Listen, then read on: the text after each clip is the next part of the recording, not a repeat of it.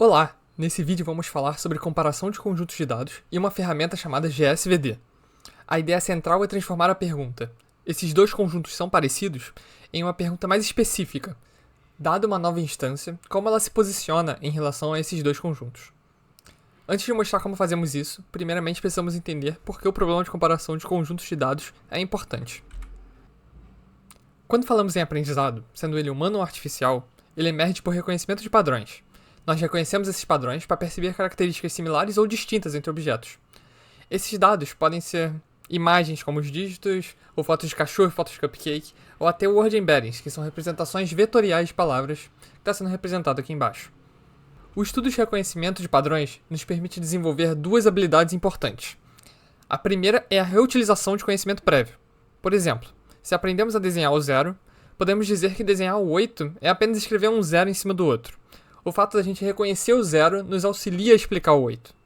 E a segunda é a discriminação por diferenças. Se aprendemos que o 9 é um círculo com uma linha, como o 7 não apresenta essas características, isso nos dá uma evidência de que estamos tratando de objetos diferentes. O que queremos entender então é exatamente isso: onde esses dados são parecidos e onde são diferentes.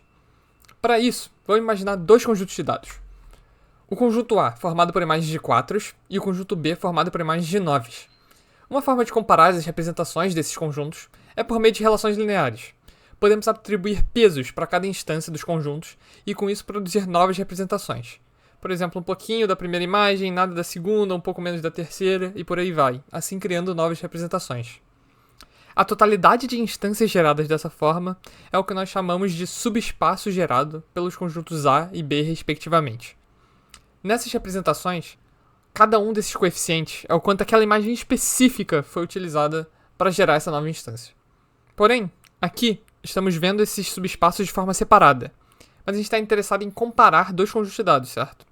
Para isso, vamos introduzir uma nova imagem, denotada instância Z. Essa nova imagem pode ser representada pelos dois conjuntos. Tanto o conjunto A quanto o conjunto B conseguem expressar essa instância com certas combinações lineares. Essa instância, que está na interseção desses subespaços, ela é a que amarra os conjuntos A e B para que possamos compará-los.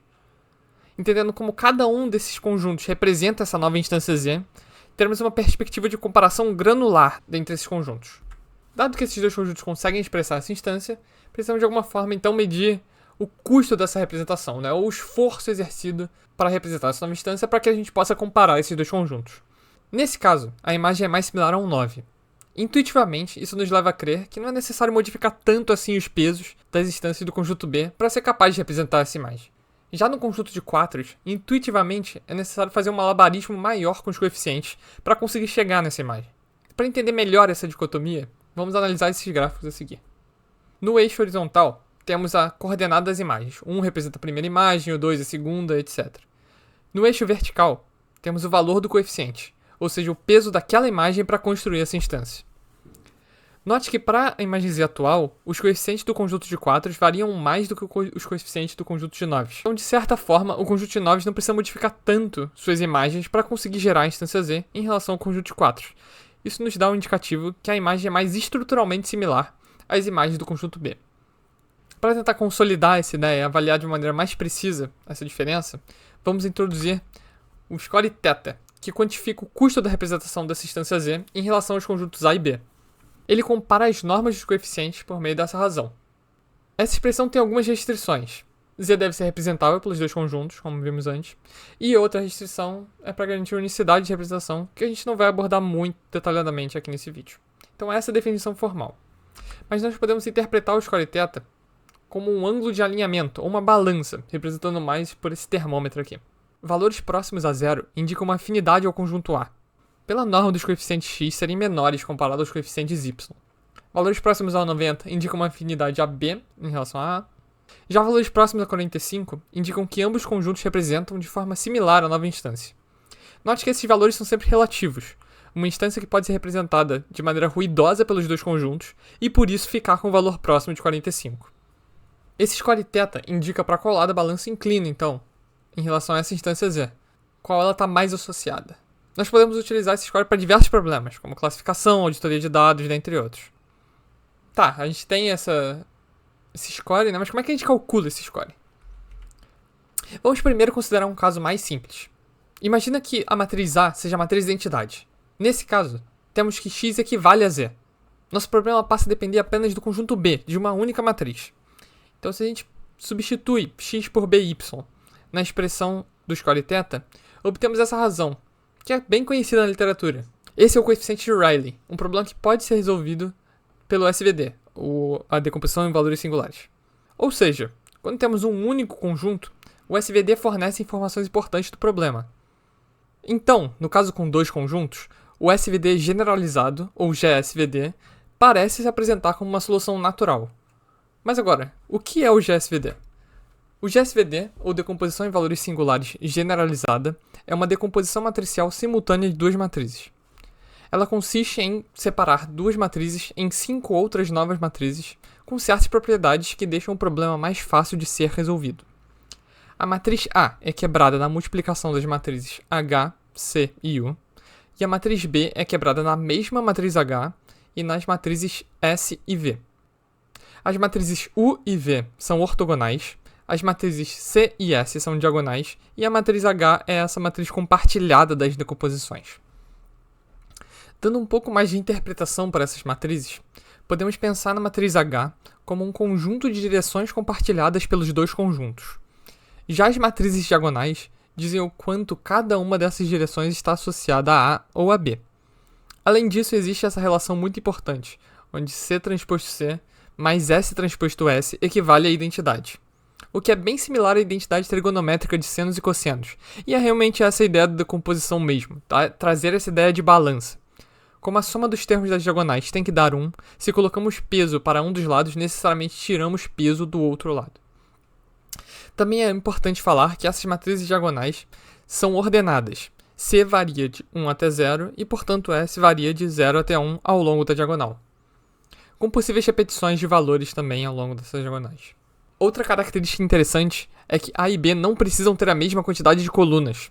Isso é, podemos ter quantidades distintas de instâncias entre os dois conjuntos, e não precisamos de um alinhamento de instâncias, que é uma restrição muito comum em casos onde lidamos com diferentes matrizes ao mesmo tempo. O que precisa coincidir é a dimensão das linhas, porque estamos representando os dois conjuntos no mesmo espaço de dados. Ambos representam a mesma instância Z, então eles precisam ter essa dimensão compartilhada. Agora vamos utilizar o GSVD para calcular o score θ propriamente. Eu não vou passar por toda a prova aqui, mas esse início é muito importante, e se você for utilizar o GSVD para demonstrar algo futuramente, provavelmente esses passos estarão nas suas provas. Começamos com a expressão inicial, que amarra as representações, ax igual a by igual a z, e aplicamos o GSVD de A e B. A matriz H, por construção, sempre tem inversa pela esquerda, então podemos aplicar a inversa nessa expressão. E como U e V são ortogonais e, portanto, tem inversa fácil, é simplesmente a transposta dessas respectivas matrizes, podemos fazer uma mudança de variável em x e y, obtendo x til e y til. Ao final dessas operações, o ponto principal é que conseguimos transformar o problema inicial em um problema basicamente igual, cx igual a s, y igual a c. Porém, as matrizes que antes não tinham estrutura fixa, agora são diagonais. Dizemos que esse é o processo de diagonalização do problema. A prova continua por mais alguns passos, e no fim mostramos que o score θ consegue ser descrito exclusivamente pelos termos do GSVD de A e B. A razão depende das inversas, pseudo-inversas nesse caso, de C e S, que, como são diagonais, é razoavelmente fácil de calcular. E tem esse termo C de Z, que é a projeção da instância Z que estamos analisando nas direções compartilhadas da matriz H, também obtida a partir do GSVD. Então, o GSVD ele é capaz de diagonalizar esse problema. Mas não é só isso. Essa decomposição também responde à pergunta de como essa interseção está estruturada. A matriz compartilhada H mostra as direções que estruturam essa interseção. Mais especificamente, essas direções estão ordenadas de acordo com o comportamento do score θ. A primeira direção minimiza o score e a última direção maximiza o score. Como estamos trabalhando com imagens, podemos até visualizar essas direções. Ao longo do termômetro, vemos quais features são mais associadas à matriz A, mais associadas à matriz B, e que apresentam estrutura comum entre os dois conjuntos. Portanto, o GSVD não apenas fornece uma forma de calcular esse número, de calcular esse score, mas também uma representação interpretável das direções que explicam a relação entre esses dois conjuntos. Saindo um pouco da parte exclusivamente teórica, vamos verificar que essa ideia realmente funciona em um caso concreto. Para isso, utilizamos o MNIST, que é o dataset que contém imagens de dígitos escritos à mão que apareceram ao longo do vídeo.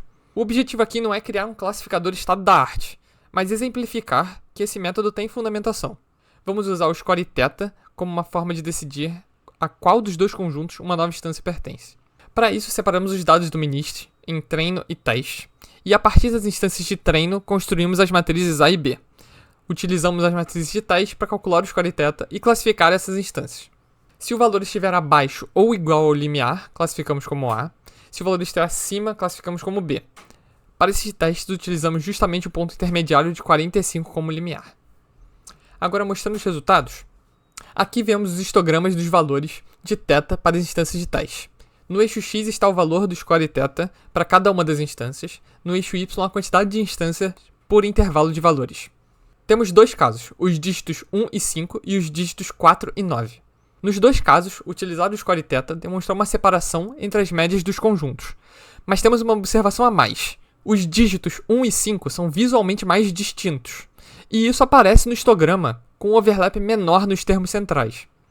Já os dígitos 4 e 9 apresentam um overlap bem mais considerável, indicando que estruturalmente, nas amostras estudadas, apresentam características mais semelhantes. Finalmente, também avaliamos o procedimento utilizando técnicas tradicionais de classificação, como acurácia, F1 e recal, entre diferentes pares de dígitos. Os resultados mostram que, mesmo utilizando uma regra bastante simples, baseada apenas no score θ, conseguimos obter uma boa separação em diferentes pares de dígitos.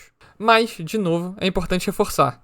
O objetivo principal do trabalho não é mostrar que θ é um classificador melhor que classificadores tradicionais ou redes neurais. O experimento serve principalmente para mostrar de forma concreta que o score proposto consegue capturar diferenças entre os conjuntos e pode ser utilizado em uma tarefa prática. Então é isso que eu queria apresentar hoje. Esses GIFs que estão aparecendo aqui na tela agora são das colunas de H para dois datasets diferentes. Para mais informações sobre GSVD e sobre score θ, olha o nosso artigo associado aqui pelo QR Code. E o código também está disponível para quem quiser brincar um pouco com essas ideias. Muito obrigado por assistir.